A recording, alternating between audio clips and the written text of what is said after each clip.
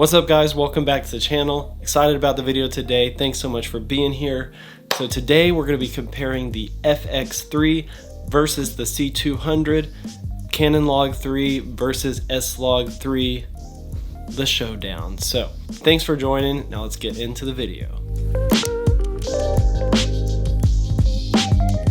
So a few things that are really important to me are skin tones, dynamic range, how easy is it to use, how quick is it to use, how quick is it to edit, do the photos look any good? And so that's what we're gonna get into in today's video. Okay, so I did all of these tests in 4K, 24 frames per second, tried to match my focal lengths on the lenses as close as I could. They're not perfect on every shot, but I want to know what you guys think about this footage. So I'm just going to play A, B, and let me know in the comments if you're able to tell which one's which. I think for me, I can tell, but if I was not the person who shot it and edited it, I don't know. I might not be able to tell. And just a reminder, I'm going to have these available to download in the link in description. So make sure to check that out if you want to see how these work on your computer, if it can handle it, if you like color grading the footage, and yeah, how you're able to manipulate them. I'd love to see what you guys do with this stuff.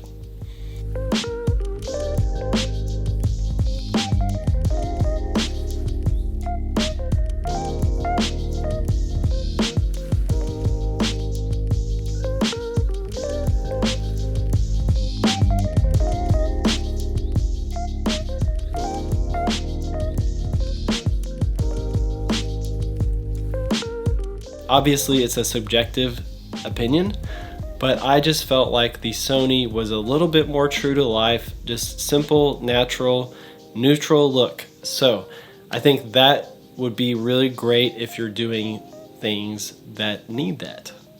Compared to Canon, which I think has a little bit more of a kind of filmic look, a little bit more like prettier colors than real life. Just like a little bit, like they're really close, but I think Canon just straight out of camera with really simple editing has just a little bit prettier colors, like skin tones. The sky's a little bit more teal, so it kind of makes it pop a little bit more. But overall, I just thought the FX3 image was super clean. Like, even if I pulled it up in post, added some exposure, it just does it, and there's not that much grain, there's not that much noise, it's super clean. Even at night, I filmed some shots at night and it wasn't too bad. I don't think it's quite as like amazing as some people are hyping it up to be, but you can get a lot more usable stuff in low light situations for sure.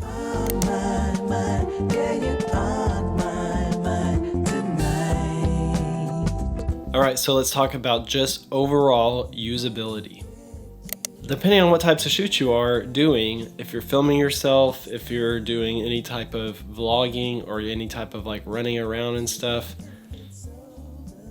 the fact that the FX3 is so small, so lightweight, full frame, has the audio built in, has image stabilization, has a lot more shooting frame rate options, I would say that the FX3 is quite a bit faster to use than using a C200.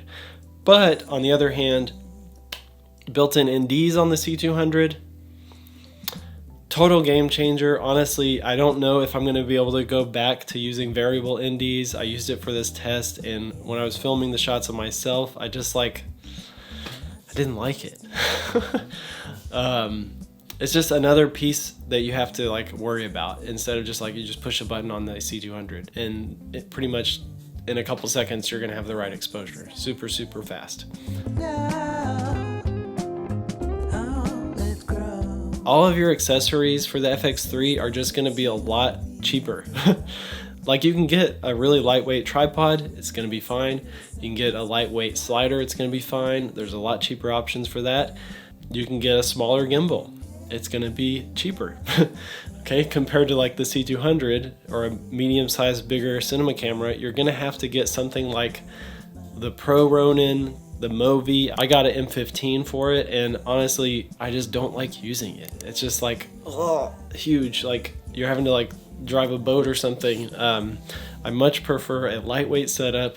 You can hold your gimbal like this, run around. It's not gonna kill your back. You're not gonna be dying from a shoot. I'm just a huge fan of smaller cameras that are gonna do the same job. Obviously, the battery life is not the same, but it's a lot easier to use, a lot faster to set up, and a lot more portable. And honestly, for me, doing things faster and being able to be a little bit more creative, have more time to be creative, that's more important for me than having a little bit better image quality.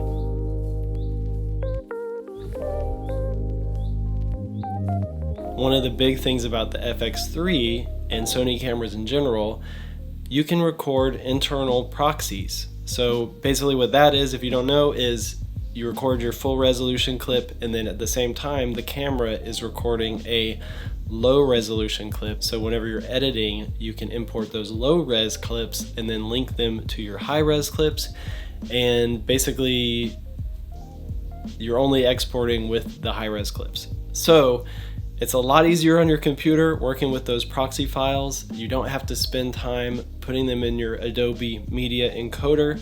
But that in itself, if turnaround time is important to you, which I know it is for most people, internal proxies is totally game changer. I think Canon has it in some of their newer cameras, but not in this one, not in my EOS R, not in my C200. So that's a win for Sony on that one for sure.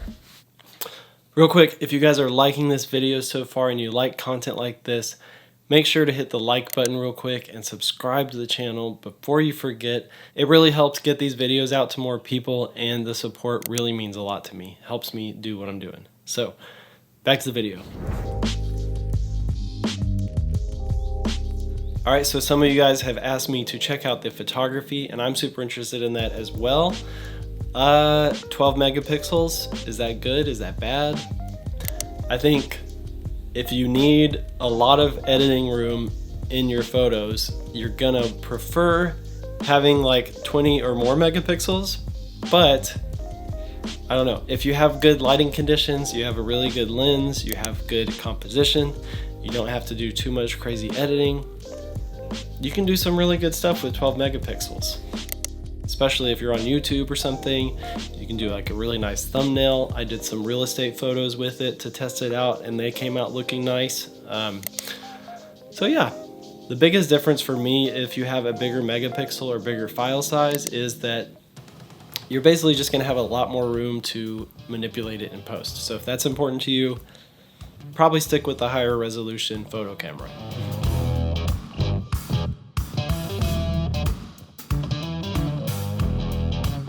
Alright, so my final thoughts.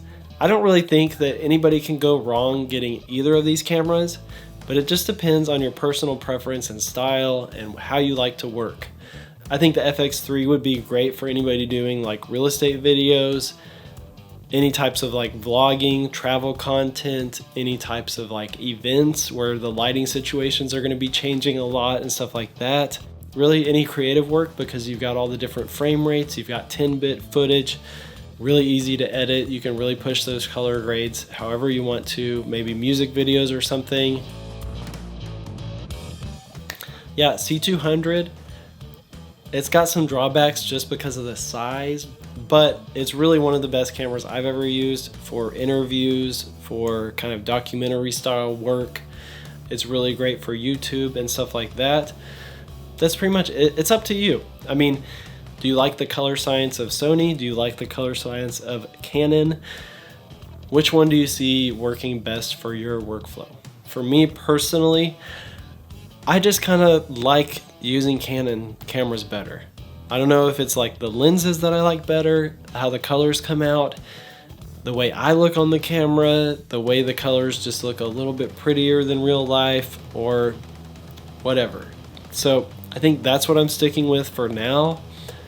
I'm gonna sell my C200, I'm gonna keep the EOS R, I'm probably gonna get a C70 or an R6 or R5. Let me know what you guys think about that. So if you wanna download this footage for yourself, make sure to click the link down in description so you can download the footage unedited and see how does your computer perform editing it. Is it easy for you to color grade? What do you think comparing and contrasting the two? So if you're interested in renting one of these to test it out yourself, I actually have a special link from Lens Rentals, which is where I rented it from. Great experience. They shipped it in a case, so it was nice and safe. You can get it like next day if you want to, which is crazy. But I have a link for $25 off for the first 30 people per month that use the link. So if you want to check out this camera or any other camera or gear, or if you just want $25 off your rental, check that link and use it, because free money.